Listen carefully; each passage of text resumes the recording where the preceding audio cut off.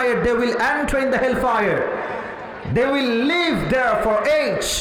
আল্লাহ time limitation mention করছেন যে কতদিন আমরা যারা বেনামাজি হব জাহান্নামে থাকব। আল্লাহ টাইম বলছেন, যুগের পরে যুগ, যুগের পরে যুগ জাহান্নামীরা জাহান্নামে বসবাস করবে। এদের খাবার হবে কেমন?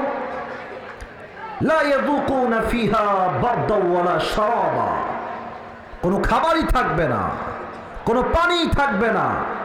যখন তারা প্রচন্ড ক্ষুধার্ত হবে, আল্লাহকে বলবে, আল্লাহ we need some food, we need water, আল্লাহ পানি দাও, খাবার দাও। আল্লাহ তাআলা একটা ছোট্ট ফল দিবেন খাবার জন্য। আমার হাত দেখেন, গোল, ফলটা হবে গোল। এটার নাম হচ্ছে, কোরআন বলছে যাক্কুম। এই ফলটা হবে গোল, চতুর্পাশে থাকবে লম্বা লম্বা কাঁটা, ধারালো সাপ, এমন ধারালো কাঁটা হবে। যখন জাহান্নামীরা খাবারটা মুখে নিবে, মুখে নিয়ে যখন জিহ্বায় লাগাবে, প্রত্যেকটা কাঁটা জাহান্নামীদের জিহ্বাকে ছেদ করে বের করে রক্তাক্ত করে ফেলবে। নাউজুবিল্লাহ পড়বেন না আপনারা? আহা, যখন জাহান্নামীরা খাবারটা মুখে দিবে, যখন গলা দিয়ে নামবে, কাঁটাগুলো গলা ছেদ করে সব বাহিরে বের হয়ে যাবে। আহা, কি কষ্ট হবে খাবারটা খেতে। এবার তারা বলবে, আল্লাহ উই নিড ওয়াটার, পানি দাও।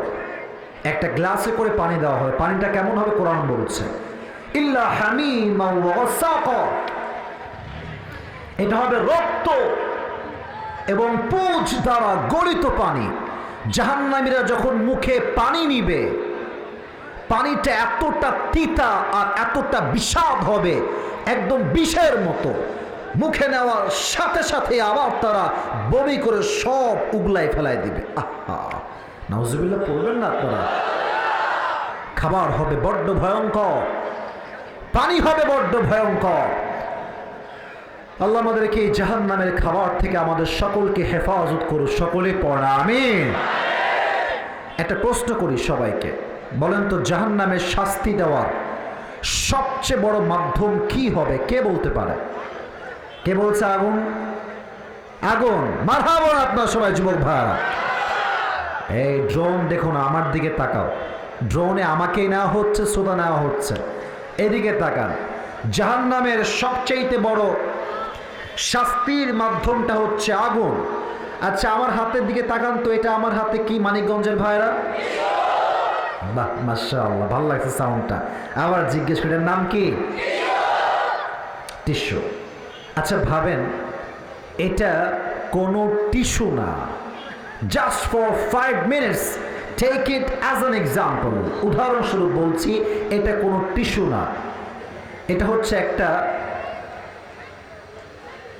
মোমবাতি। এটার নাম কি বলেন তো এবার? মানিকগঞ্জে ভাই আমার বাম হাত দেখেন, মোমবাতির উপরে মিটি মিটি কি জ্বলে বলতে পারবেন? বলেন না সবাই, কি জ্বলে? এটা কি অনেক বেশি লম্বা না একদম ছোট্ট? ছোট্ট নিভি নিভি আগুন। নাও লুক অ্যাট মাই ফেস। আমি একটা প্রশ্ন করছি। মানিকগঞ্জের একজন যুবককে বললাম, এই তুমি এদিকে আসো। ও আসছে। হুজুর কি বলবেন বলেন? আমি বললাম, তোমার সঙ্গে আমি একটা চ্যালেঞ্জিং গেম খেলবো। কি চ্যালেঞ্জ? আমি বলবো তোমাকে এই আগুনের মাঝে তোমার হাতটা 5 মিনিট রাখতে হবে। এর প্রতিদান হিসেবে I will give you 10 crore টাকা। আমি তোমাকে 10 কোটি টাকা দিব। কোন যুবক কি তার আঙ্গুলটা আগুনের ভেতরে 5 বা 10 মিনিট একাধারে রাখতে চাইবে? বলেন না কেন? চাইবে নাকি ভাইরা? সে বলবে, রাখেন আপনার 10 কোটি টাকা মিয়া। আমি বেঁচে থাকলে, সুস্থ থাকলে 10 কোটি নয়, আমার হাত ঠিক থাকলে আমি 20 কোটি টাকা ইনকামও করতে পারবো। ঠিক কিনা বলেন? সামান্য মোমবাতির আগুনে আমরা হাত রাখতে রাজি না। বাট আল্লাহ তাআলা বলছেন তার পেয়ারা হাবিবের মাধ্যমে, জাহান্নামের আগুনটা দুনিয়ার আগুনের চাইতে 70 গুণ বেশি তাপ হবে। নাউজুবিল্লাহ পড়বেন না আপনারা সবাই? 70 গুণ বেশি তাপ হবে। তাহলে একটু ভাবেন যে কতটা ভয়ঙ্কর হবে জাহান্নামের সে আগুন।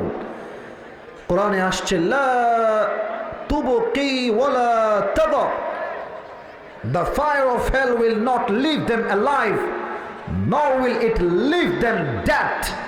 যখনই কোনো মানুষের দেহে জাহান্নামের আগুনটা স্পর্শ করবে, না সে মরবে না সে বাঁচবে। লাওয়াহাতুল লিল Bashar, it will remove the skin from your body। যখনই জাহান্নামের আগুনটা আপনার দেহে সামান্য স্পর্শ করবে, আপনার দেহের চামড়া গোস্ত সবগুলো জমিনে খসে খসে খসে খসে পড়ে যাবে। নাউজুবিল্লাহ পড়বেন না আপনারা? আল্লাহ তুমি আমাদের সবাইকে জাহান্নামের বড্ড ভয়ঙ্কর আগুন থেকে হেফাজত করো, সকলে পড়া আমিন। এবার একটা প্রশ্ন, অনেকে রং উত্তর দিবেন, অনেকে সঠিক উত্তর দিতে পারলে দিতেও পারেন। জাহান্নামের আগুনের রংটা কি হবে জেনারেল লাইনের ছাত্রকে বলতে পারবে? কালো। মারহাবা বলবেন না তো সবাই? নলেজেবল পারসন, মাশাআল্লাহ। কালো হবে, লাল নয়। তিরমিজির হাদিস, জাহান্নামের আগুনকে আল্লাহ রাব্বুল আলামিন মোট 3000 বছর জ্বালিয়েছেন। প্রথম 1000 বছরে হয়েছে লাল, দ্বিতীয় 1000 বছরে হয়েছে সাদা, আর তৃতীয় 1000 বছরে হয়েছে না কালো। এখন যে জাহান্নামের রংটা অবস্থান করছে জাহান্নামের ভেতরে, এটা বড্ড ভয়ঙ্কর ব্ল্যাক কালার।